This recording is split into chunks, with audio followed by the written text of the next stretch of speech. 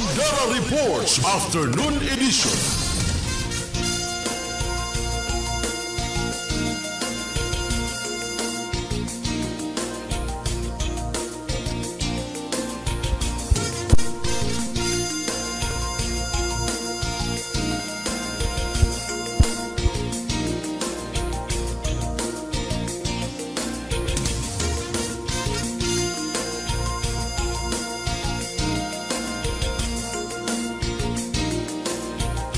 Bandera Reports Afternoon Edition.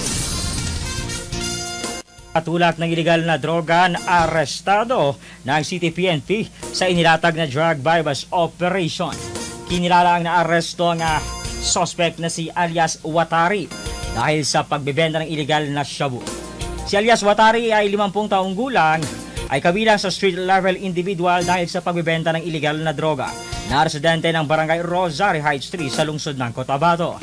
Naaresto ito ng Cotabato City Police Station 1, katuwang ang City Drug Enforcement Unit at ang iba pang law enforcement unit sa nasabing lungsod. Positibong nakuha sa kanyang posisyon ang ilang pakete ng shabu at ang drug bypass money na ginamit sa transaksyon.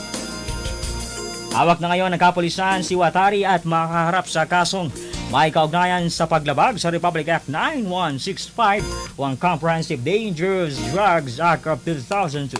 Bandera Reports Afternoon Edition.